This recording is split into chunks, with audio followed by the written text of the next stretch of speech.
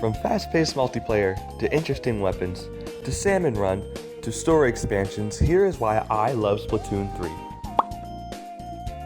And if you haven't already, please like and subscribe if you like this content and want more. Splatoon 3's multiplayer has a few different modes, but the most popular is Turf War. The goal of Turf War is to cover the most amount of turf in your color in 3 minutes. Turf War has always captivated me the most compared to the other modes. The gameplay is ecstatic, chaotic, yet somehow really fun. Whether I win or lose, I immediately want to hop into the next game, and it takes seconds for it to happen. This is something that is just so special about Splatoon. You are probably asking yourself, how does a game balance itself when its game is just so chaotic? That brings me to my next point. Splatoon 3 has a large amount of weapons. You got your normal splatting guns, that is always a good choice.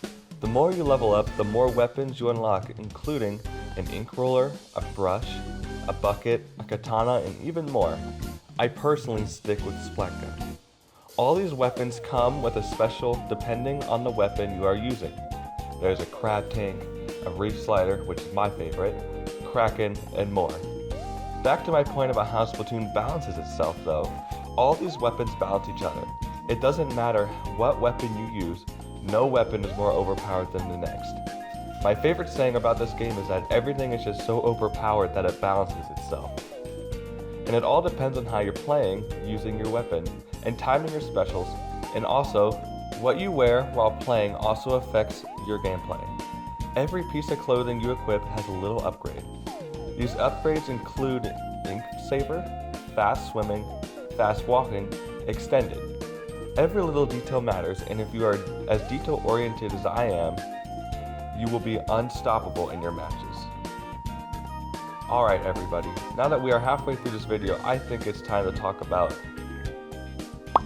I love Salmon Run. It's almost like COD Zombies but with fish.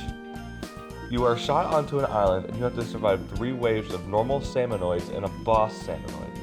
Each round, you have to collect a certain amount of eggs which you gain after completing boss salmonoid. This game mode is super fun.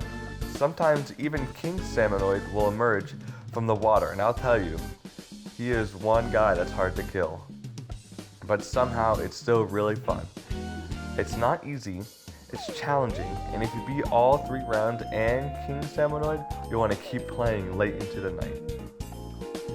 Expansions. Splatoon 3 has 2 single-player expansions later into the lifespan of the game, connecting Splatoon 1, 2, and 3's story and connecting it even more. I am a sucker for a good story, and Splatoon has a lot of lore, which we will get into a different video. Compared to the first 2 Splatoon games, Splatoon 3 nails the single-player expansion. Every time I want to break from the fast-paced multiplayer or the repetitiveness of Salmon Run, I go to the story mode.